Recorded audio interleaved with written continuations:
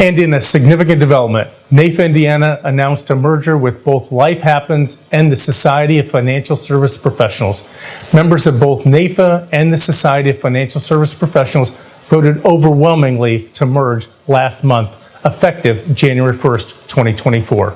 Here in Indiana, our local organizations had already established a close working relationship, so I am confident that the merger will only enhance our position as the largest and most effective advocacy organization in the financial services industry. Joining me now is Jim Patton, President of the Indiana chapter of the Society of Financial Service Professionals, and Joe Serta. By now, most of you, if not all of you, are aware of the merger between NAIFA-Indiana and FSP.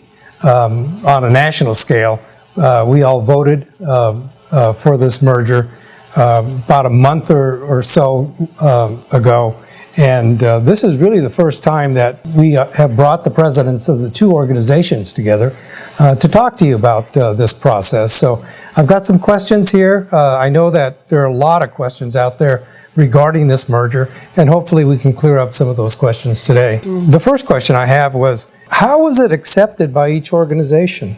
Well, for the society, I think it was pretty well accepted because the vote was something like 86% in favor of the merger, and I think it's going to be a positive going forward, and that seems to be the general perception. And I think NAIFA was 90 plus, so we had great member support. And actually, I sat through the and voted, so I watched the whole event unfold, and right through the count. And on the NAIFA side, it was 99% to 1%, so overwhelming support for this. And I'm very glad and encouraged to hear that both organizations basically felt the same way. So, when does this merger become effective? January 1st, 2024. So we've got 2 months before we all become one organization officially.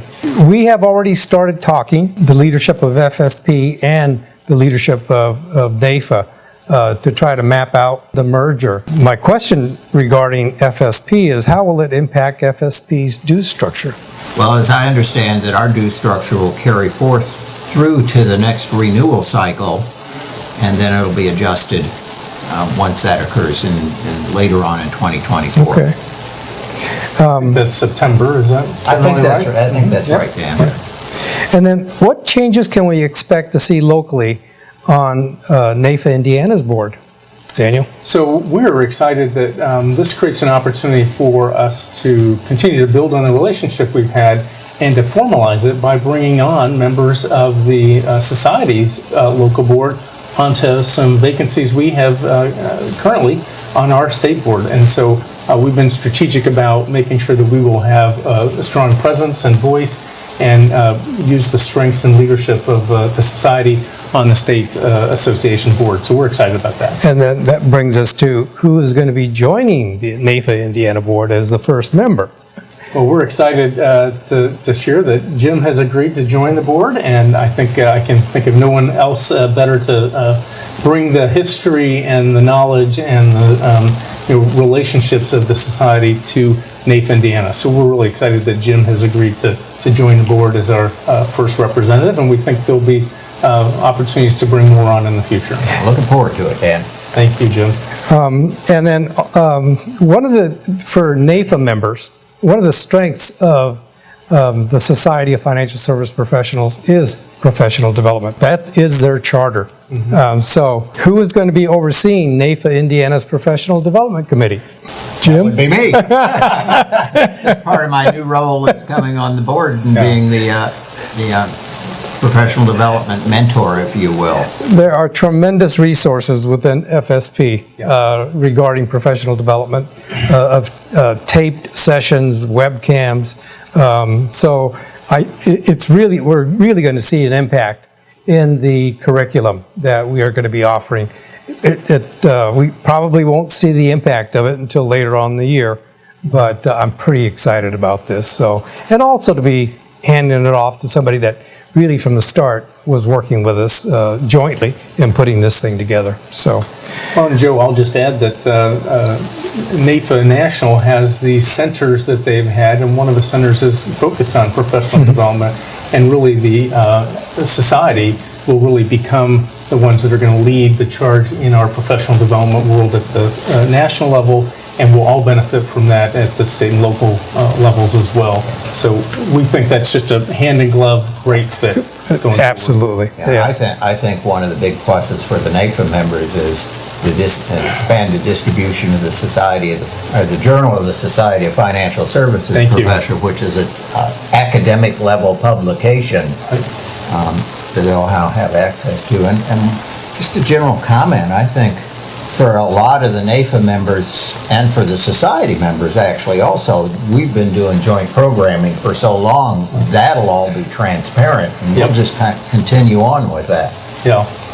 And the journal is a great thought leadership piece that we're all going to be able to benefit from. Exactly. So that's great.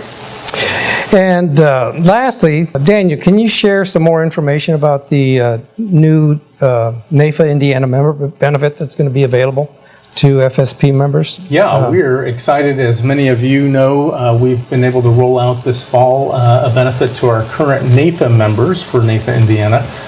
It is a guaranteed issue whole life policy, dividend paying, participating policy. And as our society members join us after January 1st, they too will have the ability to do that. And many of you, as we talked about, have had an opportunity to participate and have taken advantage of that. And we've already been approached by some society members who have indicated that they'd like that benefit too. And so we are pleased that we're going to be able to roll that out as well. Okay. Yeah, absolutely. Well, thank you both for coming and speaking to us and hopefully answering questions that are out there among our membership on both sides. So coming January 1st, we come together. Joe, I want to thank you for your leadership in bringing these two organizations together early. And Jim, I'm so pleased to have the society and you and your leadership coming. And we just want to acknowledge your service in the Army. Thank you for your service as we head into Veterans Day. And thank you to all of our men and women who have served in our armed forces. So thank you. Thank you, Jim. You're welcome. Absolutely.